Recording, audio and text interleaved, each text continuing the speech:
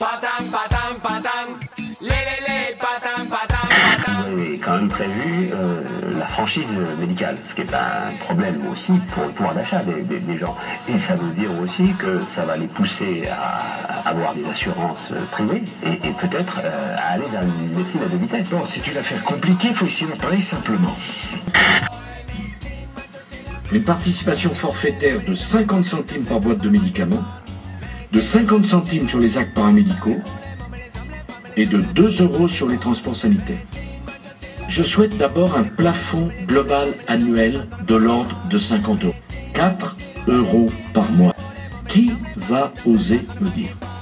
On ne peut pas mettre 4 € par mois.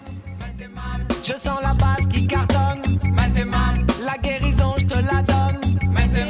L'expérience des franchises, j'étais à l'étranger, j'ai fait les franchises, je suis tombée malade là-bas, j'en ai payé pour, on va dire, 3 000 € de ma poche. 3 000 € de ma poche. Ce débat a déjà eu lieu chez tous nos voisins européens.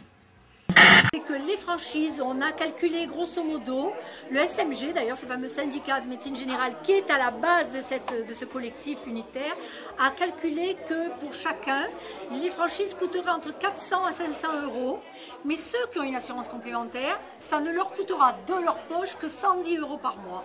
Tous les autres, il faudra qu'ils payent. À ceux qui me disent que la franchise, c'est pas gentil, peut-être, mais où est-ce qu'on trouve l'argent?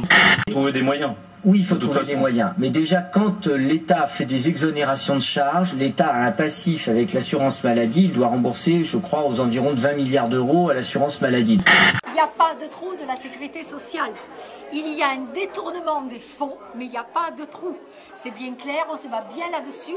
La sécurité sociale est en manque de ses recettes. Elle n'est pas en déficit. Et le manque de ses recettes, c'est les exonérations patronales de plus en plus demandées par le MEDEF, puisqu'il y a encore eu un entretien dernièrement avec le MEDEF à ce sujet.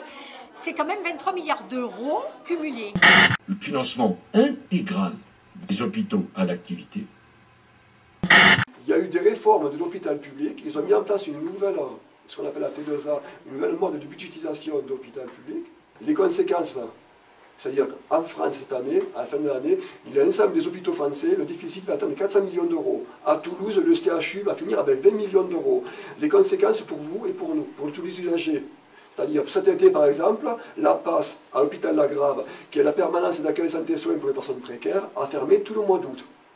Cet été, la pharmacie centrale de l'hôpital Paul de Viguier, la pharmacie centrale des hôpitaux de Toulouse, a fermé 10 jours. Mais je veux être clair. Pour moi, ce n'est que l'amorce d'autres mesures plus structurantes, plus fortes et plus nécessaires encore. Avec de la bonne vibration, les gens sont contrôlés comme les gens qui ont le RMI et bien sûr sont accusés de fraude et d'irresponsabilité.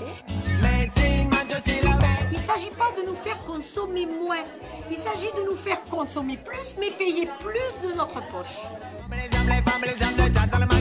7 millions de personnes qui sont en France sous cette pauvreté, et que même dans ces conditions, on va trouver le moyen de leur coller les frais. Tu payes ou tu crèves. Donc je suis désolée, moi j'ai pas envie de ça, je l'ai vécu, hors de question. C'est un peu un ballon d'essai et que de proche en proche, ça va toucher tous les domaines de notre vie. Si les gens ne réagissent pas là, il est sûr qu'on ne réagira jamais.